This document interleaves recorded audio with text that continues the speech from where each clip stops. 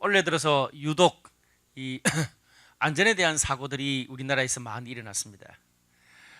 경주 리조트 붕괴 사고를 시작으로 세월호 참사가 있었고요. 그리고 장성에 있는 한 요양병원에서 화재가 일어났더랬습니다. 그런데 이번 주에 또 안타까운 일이 하나 더 있었습니다. 판교의 한 야외 공연장에서 지하 주차장 환풍구가 무너지면서 그 위에서 공연을 보던 관객들이 10명이 죽고 11명이 큰 부상을 당했습니다.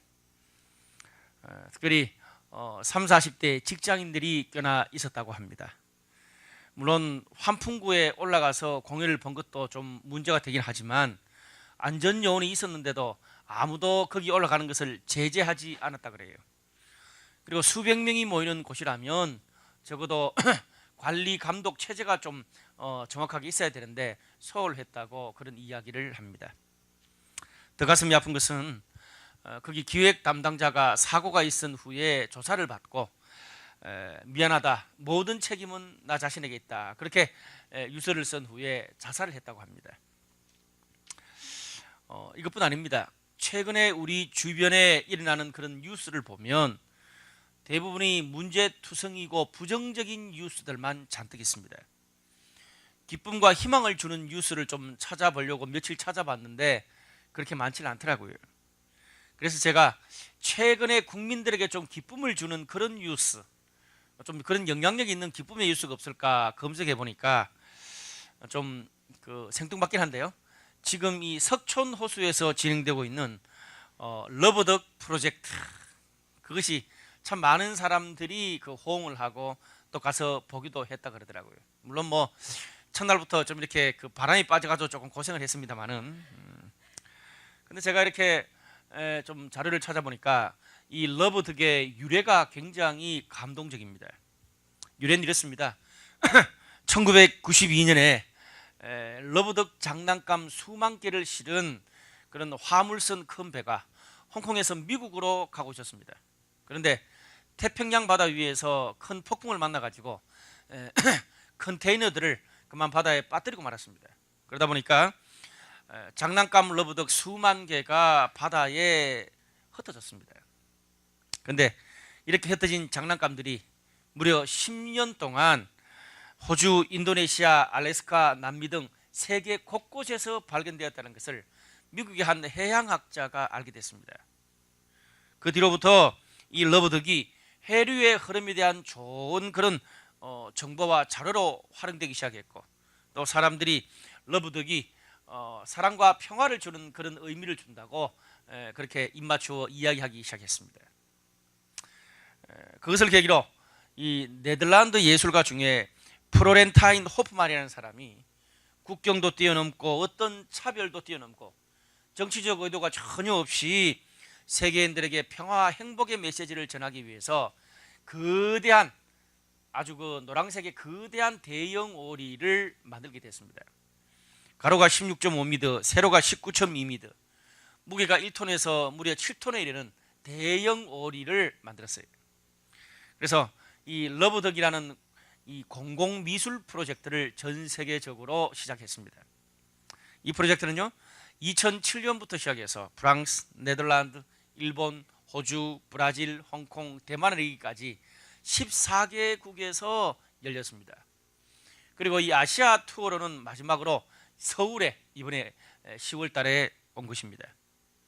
전 세계인들에게 희망과 평화의 아이콘으로 엄청난 사랑을 받은 것이 러브덕 프로젝트입니다. 얼마 전에 홍콩에서, 그 조그마한 홍콩에서 무려 800만 명이 러브덕을 보기 위해서 모여들었다 그래요. 그런데 더 감동되는 것은 이번에 서울에 오면서 그 제작자 호프만이라는 사람이 이런 이야기를 했습니다. 이번 프로젝트를 통해서 이 사건과 사고, 재난을 많이 당한, 그래서 시리에 빠진 한국민들이 이번을 계기로 기쁨과 희망을 나누고 상처를 치유할 수 있는 힐링의 기회가 됐으면 좋겠다, 유래의 말을 던졌어요. 저는 그것을 보면서 그런 생각을 했습니다. 배가 침몰해서 흩어졌던 장난감 오리가 희망과 평화의 아이콘이 되어서 돌아온다면 세월호와 함께 침몰했던 우리의 그런 절망이 기쁨과 소망의 부활로 다시 돌아올 수도 있겠다. 그런 마음으로 저는 오늘 여러분들에게 설교를 합니다. 우리가 세상을 살면서요, 생각과 눈은 늘 비판적인 사고를 하면서 눈을 부릅뜨고 세상을 봐야 됩니다. 그런데 또 반대로 우리의 가슴과 영혼은 늘 따뜻하고 긍정적인 시각을 가져야 돼요. 그래야 건강한 자아상을 가지고 나와 다른 사람들과 또 함께 대화하고 그들을 품고 함께 희망의 세상을 노래할 수가 있습니다. 여러분 기억하시길 바랍니다. 사고 나고 후회하고 눈물 흘리고 투정하는 것도 늘 우리 주위에 열려 있지만 베풀고 책임지고 관계를 회복하고 화해하고 믿음의 능력을 경험할 수 있는 기회도 늘 우리 주변에 열려 있습니다. 선택의 몫은 우리들의 것입니다. 저는 오늘 마가복음의 마지막 말씀을 통해서 우리들에게 믿음의 능력 또 하나님의 일하심의 기회를 붙잡는 저와 여러분들이 모두가 되시기를 주님의 이름으로 축복합니다. 오늘 본문은 마가복음의 마지막 장이요 결론에 해당하는 말씀입니다. 절망이 희망으로 변화되는 부활을 상징하는 대표적인 스토리가 오늘 본문 말씀입니다. 오늘 본문은 이렇게 시작됩니다. 안식일이 지난 후에 그 첫날에 예수님이 죽어서 장사 지낸 무덤에 가기 위해서 세 명의 여인, 막달라 마리아, 야곱의 어머니 마리아, 그리고 살로메라는 이 세 여인이 예수님의 그 장사 지낸 무덤에 찾아가는 걸로 이야기는 시작됩니다. 당시 유대인들의 무덤은 동굴이나 아니면 이 돌을 쌓아서 만들었어요. 그리고 그 안에 시체를 안장하고 장정 한 네다섯 명이 겨우 옮길 수 있는 큰 돌로 그 입구를 막아 놓습니다. 여인들이 3명 왔기 때문에 장정도 아니고 여자 3명이기 때문에 그 돌을 어떻게 굴릴까 그들이 걱정하면서 왔어요. 그런데 놀랍게도 와보니까 무덤에 돌이 굴러져 있고 천사로 추정되는 청년 한 명이 세 여인에게 예수님이 부활하셨다는 부활의 메시지를 전하고 그 메시지를 제자들에게 알리라 그럽니다. 그 다음 좀 더 지나서 9절에서 11절 말씀 보니까 부활하신 예수님께서 전에 7 귀신 들렸던 그 7 귀신을 쫓아준 그 막달라 마리아에게 제일 먼저 나타나셨습니다. 막달라 마리아가 너무 감동이 돼서 아직도 슬퍼하고 울고 있는 사람들에게 가서 예수님의 그 부활의 메시지, 내가 예수님을 봤다는 부활의 메시지를 전했는데 그들이 듣고도 믿지 않았습니다.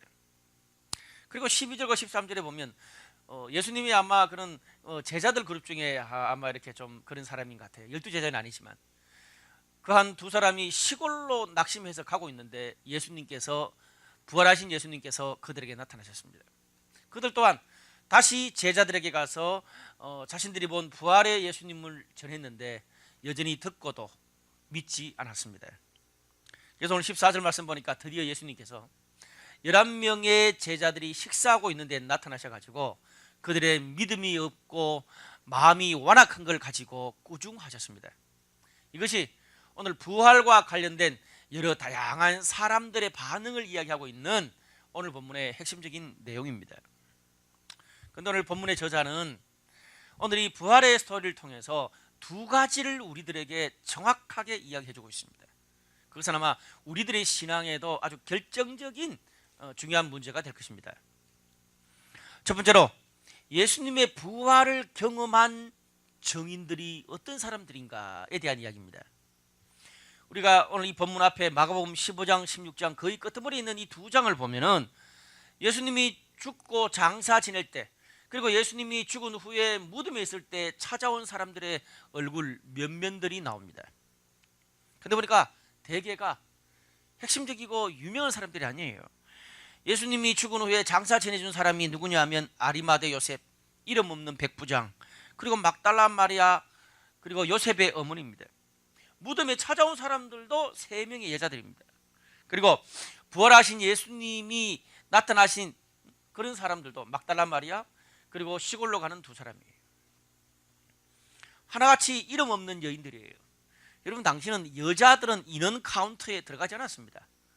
물론 요즘은 굉장히 여건이 많이 신장됐지만 과거에는요, 여자는 인간 취급을 안 했어요. 요즘 태어나신 여자분들 참 감사해야 돼요. 그리고 또 성경에 여기에만 이름이 나오는 그런 사람들, 별 볼 일 없는 사람들이 예수의 부활을 맞았어요. 12제자 같은, 수제자 베드로 같은 핵심적인 인물이 단 한 명도 없습니다. 너무나 이상하리만큼요. 그래서 많은 신학자들은 마가복음의 이 제일 마지막에 예수님의 부활의 증인들이, 제자들이 한 명도 없는 것을 보면서 너무 충격적이다고까지 이야기합니다. 굉장히 도발적이에요. 그런데 그렇다고 이 예수님의 무덤에 찾아온 이 사람들이 정말 예수님이 살아날 것을 믿는 믿음과 기대가 있었냐? 그것도 아니에요. 단순히 그냥 예수님의 시체에 향유와 기름을 잘 발라서 마지막 가는 길에 잘 섬겨드리고 싶다. 그리고 예수님이 죽은 후에 내가 예수님 살아생전에 은혜를 입었으니까 정말 그 마지막 자리까지 내가 지켜드려야 되겠다. 그런 단순한 마음으로 그 자리에 온 것뿐이에요. 근데 놀랍고 감사한 것은 그렇게 왔었는데 예수님의 마지막 자리를 지킨 그들이 부활의 첫 번째 증인이 되었고, 예수님은 그들을 통해서 부활의 소식을 제자들에게 세상에 알리셨어요. 그들을 사용하셨다는 말입니다. 여러분, 이걸 통해서 마가복음에서 말하는 진정한 예수님의 제자, 정말 부활의 능력을 경험하는 사람들은 과연 어떤 사람들인가, 이것을 이야기해 주고 있어요. 오늘 거기에 예수님 곁에서 모든 훈련과 사역을 듣고 보고 배운 제자들이 진정한 예수님의 제자가 아니었습니다. 그리고 예수님에게 정말 말씀을 듣고 기적을 경험하고 예수님이 가는 곳에 다 따라다녔던 예수 마니아들도 진정한 제자로 인정되지 못했습니다. 오히려 이름 없지만 어떤 고난과 믿음이 흔들리는 상황에도 끝까지 예수님을 따라갔던 사람들이라고 마가복음은 이야기하고 있습니다. 혼란스럽고 불안하고 미래가 전혀 보이지 않는 답답함과 어떤 변화나 의미도 찾을 수 없고, 심지어 예수님도 전혀 보이지 않는 그런 상황 속에서도 무덤 같은 신앙생활이 계속 반복되는 중에도 신앙의 확신이 없으면 신앙의 의리로라도 끝까지 신앙의 자리를 지켰던, 믿음의 자리를 지켰던 그런 사람들이야말로 진정한 예수님의 제자라고 마가복음의 저자는 이야기해주고 있는 겁니다. 아마 이렇게 말하면 거기에 무덤에 찾아온 그런 여인들은 이렇게 이야기할지도 모르겠어요. 아유, 나한테 무슨 특별한 믿음이나 비전이 있어서 거기 끝까지 따라간 것도 아니고 그냥 예수님한테 은혜를 입었기 때문에 나라도 그래도 끝까지 마지막 보내드리는 자리까지 그래도 따라가야 되지 않겠냐, 그런 단순한 마음인데 그걸 가지고 그렇게 위대하게 얘기하니까 너무 부끄럽습니다. 그렇게 말할지 모르겠습니다. 그러나 중요한 것은 예수님이 가신 그 길을 끝까지 따라가는 것, 그것이야말로 마가복음에서 말하는 진정한 신앙, 진정한 제자의 도입니다. 여러분, 우리가 신앙생활을 왜 합니까? 왜 그렇게 많은 은혜를 받고 성경을 배우고 훈련을 받고 뭐 선교나 전도나 여러 가지 다양한 봉사나 수많은 사역을 경험합니까? 내 삶이 충만하고 잘 나가고 하나님의 축복이 계속될 때는 뭐 그런 거 없어도 신앙생활 잘할 수 있어요. 그런데 오늘 본문에 나오는 부활의 증인들처럼 나를 둘러싸고 있는 모든 삶의 환경이, 신앙이 무덤 같은 날이 계속 되더라도 끝까지 믿음과 신앙을 지킬 수 있게 하기 위해서 은혜도 받고 훈련을 받는 거예요. 그래서 여러분, 신앙과 제자도는 고난의 자리에 가보면 판가름이 나요. 고난의 자리에서도 꿋꿋하게 신앙을 잘 지키기 위해서 은혜도 받고 훈련을 받는 거예요. 근데 거꾸로 말하면 그렇게 은혜도 받고 훈련을 받았는데도 고난의 자리에서 아무런 힘도 발휘하지 못한다면 그거는 우리가 받은 은혜와 훈련이 아무런 소용이 없는 거예요. 제가 어릴 때 교회 가면 어른들이 간혹 이런 말을 하셨어요. 신앙은 비가 오나 눈이 오나 자신의 자리를 지키는 거다. 제가 이제 내일 모레 50이 되는데 그 말이 뭔지 조금 이해가 가는 것 같아요. 오늘 마가복음 16장은 그것을 너무나 잘 이야기해 주고 있습니다. 그걸 좀 우리들의 삶으로 끌어당기면 어떨까요? 좀 실제적으로 얘기하면 돈이 있든 없든, 직장이 있든 없든, 토익 성적이 잘 나오든 안 나오든, 그리고 남친 여친이 있든 아니면 헤어졌든, 감동과 의미가 있든 없든, 뭔가 마음이 건강할 때나 아플 때나 열매가 있을 때나 없을 때나 사이가 좋을 때나 다툴 때나 상관없이 은혜가 없으면 책임감으로라도 신앙을 지켜내는 것, 그게 진짜 백의 신앙이에요. 여러분 어떻게 생각하세요? 제가 이렇게 목회하다 보면 이런 설교, 이런 훈련, 이런 프로그램은 저 형제, 저 자매가 좀 꼭 들었으면 좋겠다 싶은데 꼭 그 사람만 없어. 그 사람만 안 보여. 그래서 정작 안 들어도 되는 사람이 듣고 들어야 될 사람은 없어. 그래서 매일 안 들어도 되는 사람만 꾸준히 들어. 어쩌면 오늘도 그럴지 몰라. 이게 우리 삶의 아이러니예요. 여러분, 우리가 은혜 받고 치유받으려면, 변화되려면 은혜의 자리 가야 변화될 거 아니에요. 아니, 그 은혜의 자리도 없는데 하나님이 어떻게 고치겠어요? 고쳐주려고 준비하고 있는데 없어. 그 다음 주 또 준비했는데 또 없어. 그렇게 몇 개를 기다려도 없어. 여러분들에서 주님도 좀 휴가 가야 되는데 그때 한번 우연히 나와. 그래놓고 모든 것을 하나님한테 핑계를 댄다고요. 내가 그 은혜의 자리를 지키자는 거거든요. 여러분, 오늘 본 보세요. 무덤에라도 가니까 예수님의 부활을 경험하잖아요. 부활이 뭐예요? 죽었다가 살아나는 게 부활이잖아. 그럼 죽은 것을 먼저 봐야 될 거 아니야. 죽은 것을 어디 가면 볼 수 있어요? 무덤에 가야 보지. 그러니까 부활도 보는 거예요. 참 이 자리를 끝까지 지키는 건 중요한 것입니다. 저는 이것을 버틴다 그렇게 말합니다. 상황이 어떻게 되든 상관없이 신앙의 자리를 지키는 것, 그게 버티는 거 아니에요. 또 다른 말로 기어를 중립에 놓는다 그렇게 말해요. 좋을 때야 뭐 1단, 2단, 3단 막 놓으면 되잖아요. 근데 내 삶이 그렇지 못하고 계속 꼬이고 어렵고 힘들어질 때 그때는 어떻게 해요? 후진 기아를 넣지 말고 중립 기아에만 놔놓으세요. 그러면 그 폭풍우 지나가면 나중에 다시 갈 수 있어요. 앞에 1, 2, 3단 가서 이만큼 갔어. 근데 힘들어서 다시 백기아를 이만큼 넣었어. 그럼 가봐도 정상이야. 그렇잖아요. 여러분 혹시 권투 좋아하실지 모르겠습니다. 제가 여러분 나이 많을 때 권투라는 스포츠가 굉장히 유행이었어요. 근데 권투할 때 자세히 보면 남을 때리는 펀치는 굉장히 센데 남의 펀치를 만든 데는 또 약한 사람이 있어. 두세 방 때려서 다운시켜놓고 그 사람이 일어나서 한 방만 맞으면 KO돼. 그러면 챔피언이 못 되는 거예요. 그래도 어지간히 맞고 비틀거리다가도 언제 그랬냐는 듯이 금방 정신을 차리고 다시 싸울 수 있어야 그 사람 챔피언이 되는 거예요. 여러분, 그걸 맷집이라 그럽니다. 두들겨 맞아도 완전 비틀거려도 완전 쓰러지지 않는 거, 그게 맷집이에요. 신앙은 맷집이 좋아야 됩니다. 좋고 잘 나갈 때는 정말 세상이 다 떠들썩할 정도로 막 그렇게 활동하던 사람이 조금만 고난이 찾아오고 어려우면 뭐 중리, 산위, 잠수 타고 세상이 금방 끝날 것처럼 호들갑을 떨어요. 또 내가 다른 사람들한테 말할 때는 5만 가지 센 말, 지적단 다 날리면서 다른 사람이 문자 한 줄 딱 왔는데 그거 보고 상처받아가지고 끙끙대고 일어나지도 못해. 맷집이 없는 거죠. 오늘 셀 모임을 하면서 내 맷집이 어떤지를 좀 서로 같이 한번 나눠보세요. 또 서로의 맷집에 대해서 좀 이야기해 주세요. 나를 바로 봐야 영적인 멘탈 맷집이 강해지는 거거든요. 두 번째로 예수님이 제자들에게 무엇을 꾸준히 했냐 이거예요.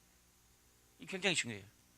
14절에 보면 예수님이 그들이 울고 회의 빠지고 슬퍼하고 무덤에까지 끝까지 안 따라왔다고 꾸중하신 게 아니었어요. 뭘 꾸중했어요? 믿음 없는 것 때문에 꾸중했어요. 어떻게 본 사람들이 말하는데도 믿지 않냐? 제자들의 믿음 없음을 꾸중하셨어요. 근데 단순히 그냥 그 이야기 아니에요. 오늘 본문을 자세히 보면 예수님의 부활을 보고 말하는 사람이 꽤나 돼요. 그 여인 3명, 그리고 막달라 마리아, 또 시골로 가던 2사람, 그들이 보고 이야기한 거 아니야. 근데 그것뿐 아닙니다. 예수님이 예루살렘 입성하면서부터 시작해서 마가복음 이 중간정도 읽어보면 9장 이후에 예수님이 예루살렘 입성하면서부터 시작해서 계속 제자들에게 뭐라고 하냐면 내가 권력자들에게 붙잡혀 죽을 거다. 그리고 3일 후에 다시 살아날 거다. 그렇게 거듭거듭 말씀해 주세요. 그리고 7절에 보니까 무덤에 찾아온 그 세 여인한테 그 천사가 뭐라 그럽니까? 제자들에 가서 부활의 메시지를 전해라. 그러면서 전에 내가 너희에게 말한 대로 거기서 내가 볼 거라고 전해라 그랬어요. 이 말은 무슨 말이에요? 예수님이 죽기 전에 제자들에게 죽고 4일 만에 부활하고 어디서 만나게 될 건지까지 미리 이야기를 다 했다는 거라. 여러분, 예수님만 그런 게 아니에요. 하나님이 우리 인간들에게 자신의 메시지 계획을 보여줄 때도 알려줄 때도 똑같아요. 하나님이요, 야박하게 아무런 계획도 이야기 안 해줘놓고 난 다음에 갑자기 어느 날, 수민아, 너 왜 내 마음 모르고 그렇게 살아? 이렇게 말하는 분이 아니에요. 성경 보세요. 천지를 만드신 하나님이 어떻게 해요? 내가 아들을 보내겠다, 진짜 보내겠다, 그리고 선지자를 통해서도 이야기하고 성경을 통해서도 이야기하고 수많은 증거를 통해서 했던 말 또 하고 했던 말 또 하고 저거 비슷해. 그런데도 안 믿으니까 예수님이 열받은 거라. 다른 사람도 아니고 예수님 곁에서 수없이 이런 말씀을 반복적으로 듣고 기적도 경험한 제자들 아닙니까? 그것도 모자라서 직접 본 사람들까지 계속 보내는데 못 믿는 거야. 그러니까 꾸중하는 거예요. 그럼 도대체 어떻게 하면 믿겠냐? 어떻게 하면? 이런 거 예수님의 입장이라. 제자들의 입장에서 한번 생각해 보면 그럴 수도 있을 것 같아. 오히려 저는 제자들 입장이 더 이해가 가. 왜? 여러분, 제자들이 예수님에게 대한 기대가 있잖아. 그 기대가 사라진 거거든. 자, 예수님 오실 당시에 이스라엘 백성들은 이미 나라가 망한 지 수백 년이 됐어. 당시에 그 지중해를 꽉 쥐고 있었던 메소포타미아 문명을 꽉 쥐고 있었던 바벨로니아, 아시리아한테 망하고 난 다음에 뭐 알렉산드리아 그 제국, 그리고 또 이 로마에 이르기까지 수백 년을 식민지로 있었단 말이야. 나라가 도무지 독립할 가능성이 없어. 그냥 유일한 기대감으로 예수님을 지목한 거야. 근데 예수님을 따라다녀 보니까 죽은 사람도 살리고 수많은 사람들이 변화되고 수많은 사람들이 예수님을 따르거든. 아, 이분이면 소망 없는 나라도 소망 없는 백성들도 구원해 줄 수 있겠구나. 그래서 모든 걸 버리고 제자들이 3년이나 쫓아다닌 거라. 근데 마지막에 너무나 허망하게 권력자들에 의해서, 그것도 십자가에 비참하게 죽으셨어. 여러분, 제자들이 얼마나 허탈하겠어? 더 무슨 기대와 소망을 가질 수 있냐 이거예요. 죽고 이미 예수님이 끝났는데 조문해 봐야, 더 믿어봐야 무슨 소용이 있어. 예수님도 없는데. 아니, 예수님도 없는데 예수님을 죽인 권력자들을, 전 세계 최고 나라 로마를 우리가 어떻게 이겨? 여러분, 어떻게 믿음을 가질 수 있겠어? 그들의 현실적 판단이 틀린 게 아닌 것 같아요. 아니, 예수님의 말씀을 안 들은 것도 아니야. 기적을 안 본 것도 아니야. 수없이 봐서 아무리 봐도 지금 그들을 둘러싸고 있는 환경이 너무 열악하고 너무 그들에게 큰 거야. 그러니까 예수님이 말씀하셔도 도무지 말은 믿으라 그러는데 답이 안 나오는 거야. 그래서 못 받아들인 거예요. 우리 그럴 때 있잖아요. 근데 그것이 그들이 경험한 믿음의 한계였습니다. 죽은 예수님을 슬퍼하고 울고 기억할 줄만 알았지, 죽음을 뚫고 부활하신 예수님의 능력을 그들의 삶에 보지를 못했어요. 여러분, 죽은 사람이 부활했다는 그 예수님의 부활의 메시지가 뭡니까? 죽은 사람이 부활했다면 죽은 인생, 죽은 가정, 죽은 직장, 그리고 죽은 나라도 살아날 수 있다는 것을 이야기하는 것이 부활의 메시지예요. 우리가 살고 있는 이 땅에서 안 된다, 절망한다, 포기한다, 그 어떤 인생도, 그런 문제도 부활하신 주님 앞에 있을 수 없다는 것을 이야기해 주고 있습니다. 제자들은요, 그들을 둘러싸고 있는 문제보다 더 크신, 그 모든 것을 뚫고 이기신 부활하신 주님의 능력을 경험하지 못했기 때문에 믿을 수도 없습니다. 우리는 그래서 믿는 만큼 경험하고 경험한 것만큼 믿어요. 여러분, 오늘 본문의 말씀을 정리할 때, 볼 때에 진정한 믿음이 뭡니까? 우리를 둘러싸고 있는 어떤 문제보다 더 크신 주님을 믿는 것, 이게 믿음입니다. 여러분, 나중에 가면 제자들이 이제 그 부활의 주님을 믿어요. 근데 참 놀라운 것은 당대에 이루어지지는 않았어요. 하지만 부활의 신앙을 경험한 이 제자들이 나중에 어떻게 했습니까? 유대와 사마리아를 변화시키고 그리고 나중에 로마를 복음화시키는 그런 일을 합니다. 총칼로도 정복하지 못했던 그 로마를 순교의 피로 신앙으로 정복해버려요. 놀랍잖아요. 여러분, 부활의 신앙이 뭡니까? 저는 이 부활의 신앙을 좀 알려고 어려운 책도 많이 읽고 공부도 좀 많이 했어요. 사실 초대교회 성도들의 신앙의 핵심은 부활의 신앙이라. 근데 제가 어느 날 기도하면서 하나님께서 깨우쳐 주시더라고. 여러분, 깨달으면 말이 쉬워. 부활이 뭡니까? 죽었다가 살아나는 거라. 죽어도 산다는 거예요. 나는 죽어도 이 땅의 삶이 끝이 아니라 주님 나라에 가서 영원히 산다. 목숨 내놓고 믿는 거예요. 여러분, 목숨 내놓고 믿는 사람한테 무서울 게 없어. 아무도 못 이겨. 예를 들어 사람들은요, 누가 자신들의 어떤 뜻을, 말들을 안 따라오면 어떻게 합니까? 제일 먼저 돈 안 줘. 돈 끊어. 그 다음에 수도 끊고 전기 끊고 집 끊어. 그것도 안 되면 사람 인맥 다 끊어. 그것도 안 되면 감옥에 보내. 그것도 안 되면 고문해. 그러다가 마지막에 안 되면 죽이는 거 아니야. 근데 죽어도 이 세상의 삶이 끝이 아니다. 목숨 내놓고 설치면 어떡할 거예요? 죽어도 끝이 아니라는데. 그 순교의 영성, 부활의 영성에 로마도 넘어간 거예요. 할렐루야. 여러분, 죽음을 두려워하지 않는 사람들을 길들이고 굴복시킬 것은 이 세상에 없습니다. 그게 부활의 신앙이다. 저는 개인적으로 30대 후반, 40대 초반에 이 부활의 신앙을 조금 깨닫고 제 삶에 조금이나마 적용해보기 시작했어요. 근데 정말 놀라운 일들이 일어나요. 정말 인간적인 눈으로 볼 때는 답이 안 나오지만 주님의 말씀을 믿고 부활의 영성으로 결단하고 사니까 상황은 힘들어.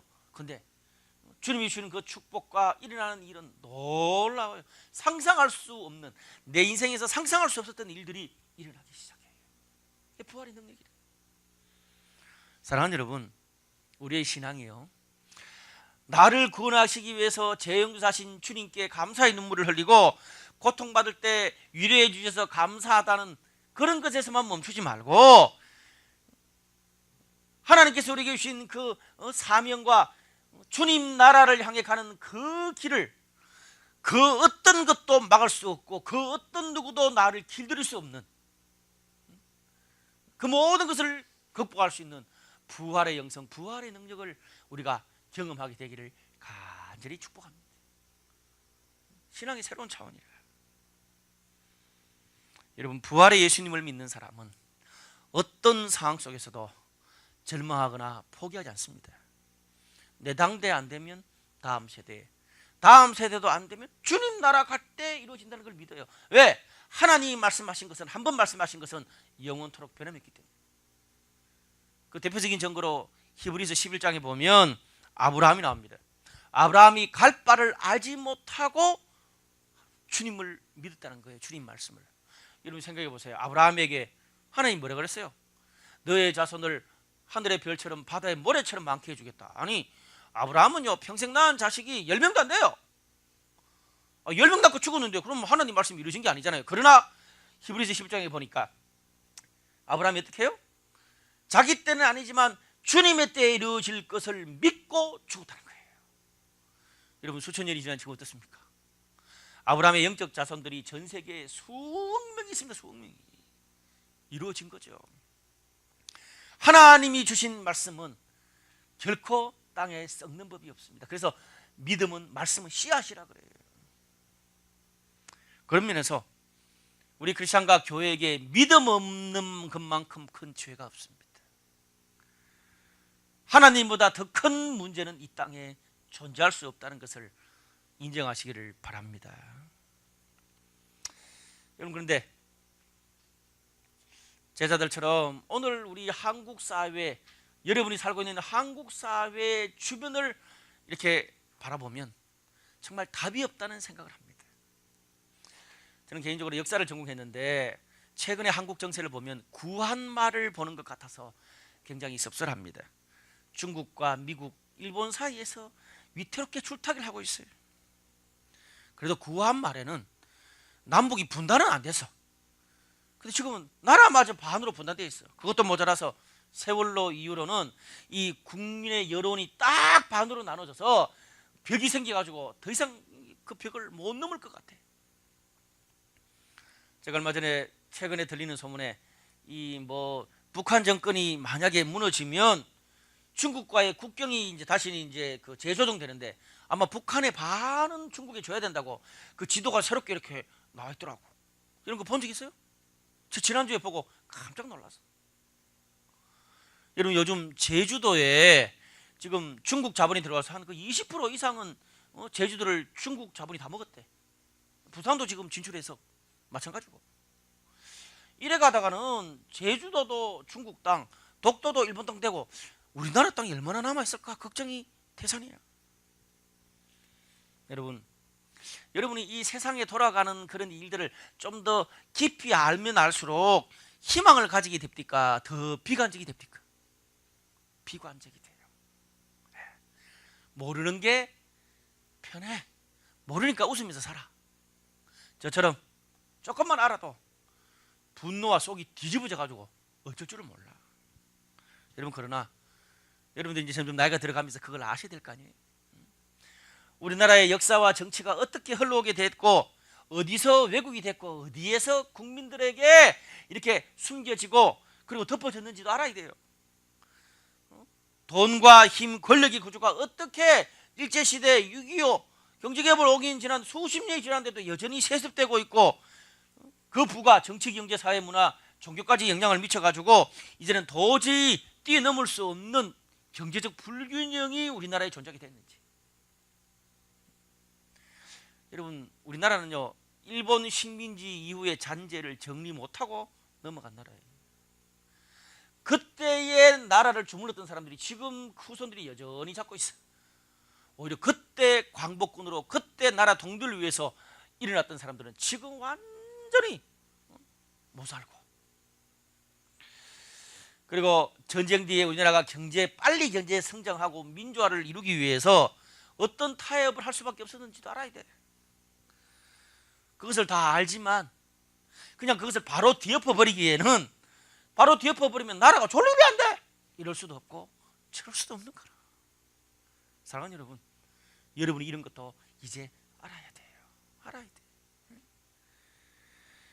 근데 더 슬픈 것은 어쩌면 저희가 처한 시대보다 여러분의 시대가 더 힘들고 복잡할지 몰라.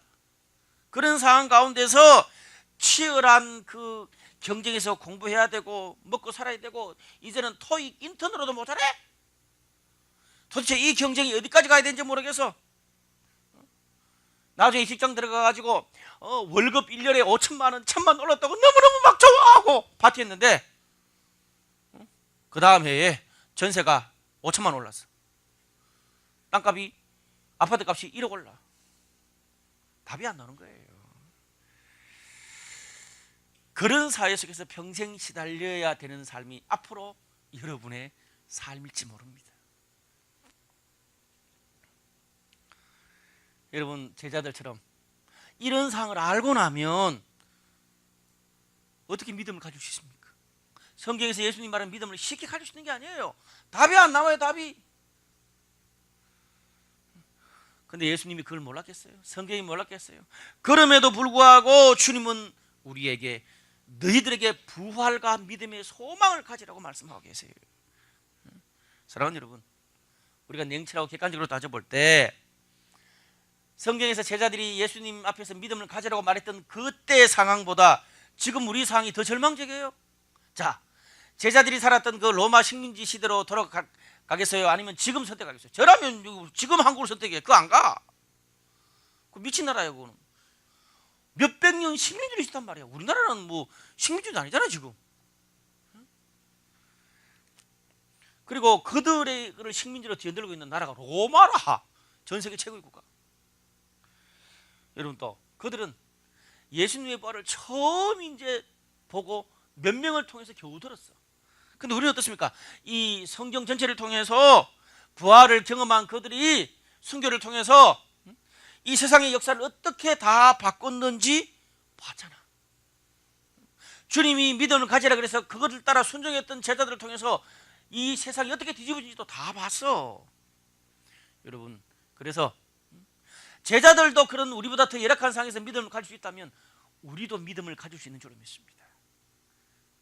그런 상황에서 부활의 능력으로 제자들이 살았던 그 상을 바꿨다면 오늘 우리가 믿음을 가지면 오늘 이 상황에서도 주님은 우리를 통해서 역사하실 수 있다는 것을 믿어야 돼요.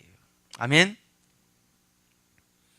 여러분, 혹시 우리 가운데 비판만 하고 세상이 뒤집어져야지 된다고 탄식만 하면서 우울하게 하늘만 쳐다보고 있는 그런 사람 혹시 없습니까?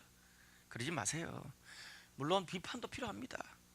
사회 감시 기능이 있어야 돼요. 그런데 감시하고 비판으로만 세상이 바뀌는 건 아니더라고요.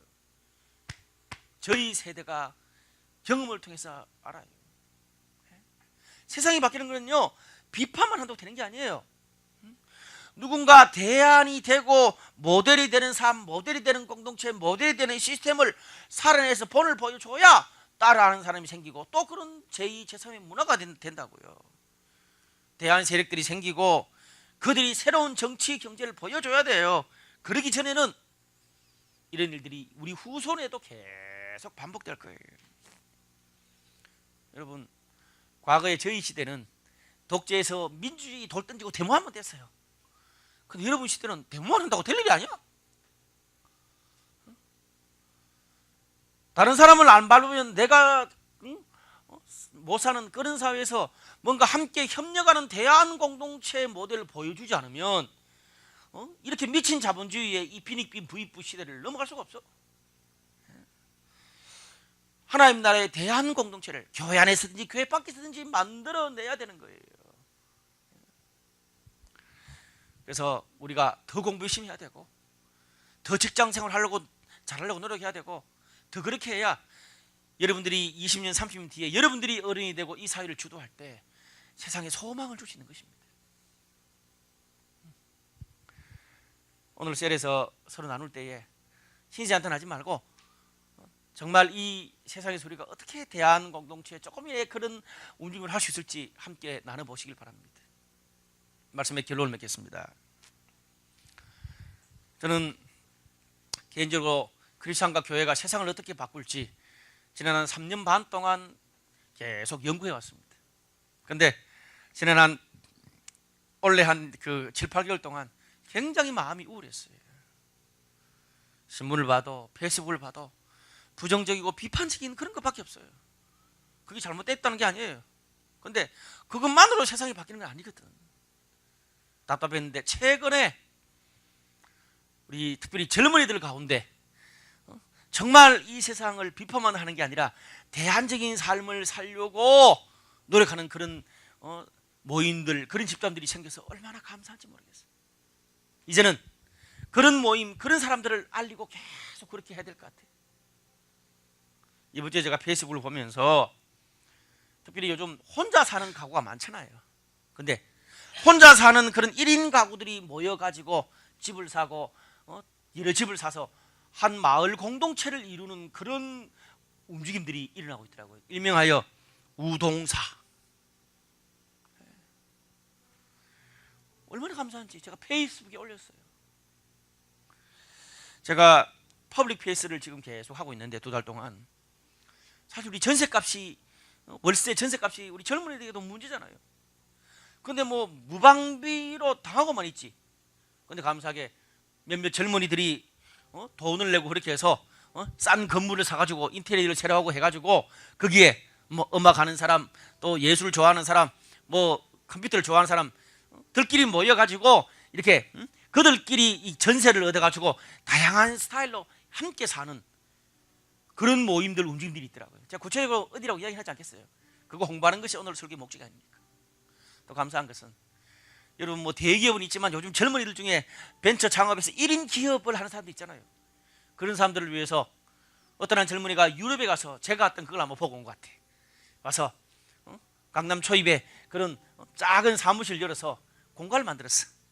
그래서 1인 그런 기업을 하는 사람들한테 같이 우리 쓸 수 있도록 적은 돈 받고 같이 쓸 수 있도록 그런 사무실도 열고, 또 서울시에서 대안적인 삶을, 이 시대의 대안적인 삶을 살 수 있는 청년들을 위해서 청년 허브를 만들어서 계속 다양한 강의와 그런 창의성을 제공하고 있어요. 얼마나 감사한지 몰라. 여러분, 과거의 교회는요, 가난한 사람들에게 뭐 밥 퍼주고 물 주고 그랬으면 돼. 근데 이 시대는 교회가 그걸 해야 될 일이 아니야. 저는 그걸 보면서 좀 제가 목사로서 부끄러웠어. 교회가 이제 세상을 위해서 그런 일을 좀 하고 크리스찬들이 좀 해야 되는데, 교회 밖에서 저러고 있는데 어디 크리스찬들은 그런 관심 없고 교회도 몰라. 저는 앞으로 우리 파블릭 페이스 이 모임을 통해서 그런 모임들을 계속 알릴 생각이에요. 교회가 후원할 거고요.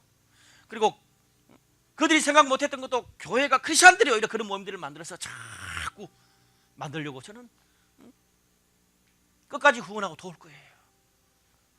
여러분, 그것이 쌓이고 쌓이면 그렇게 20년 30년 지나면 지금 이런 고통의 문제나 그런 것들이 얼마나 많이 바뀔까 기대가 돼요.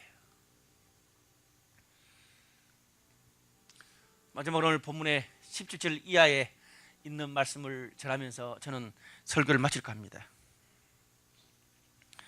오늘 17절 말씀 보니까 이런 말씀이 있습니다.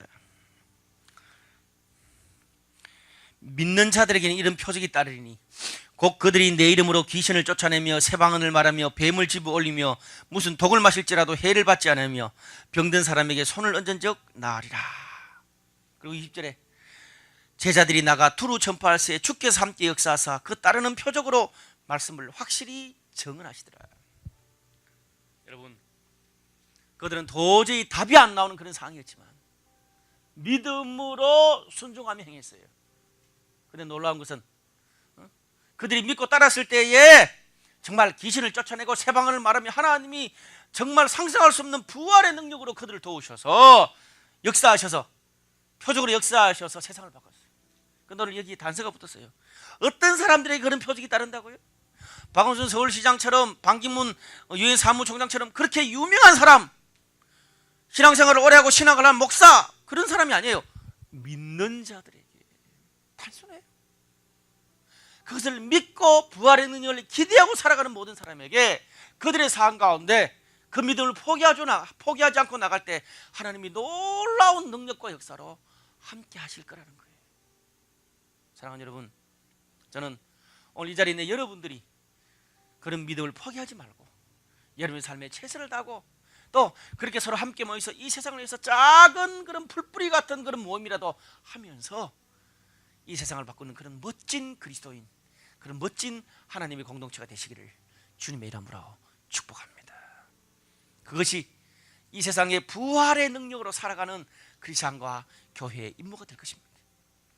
마가복음 16장은 이렇게 끝이 났지만 오늘 우리들이 이 땅에서 써야 할 새로운 마가복음은 지금도 우리들에게 활짝 열려 있습니다. 오늘 그 믿음의 선택과 결단을 할 수 있는 저와 여러분들이 모두 되시기를 주님의 이름으로 축복합니다.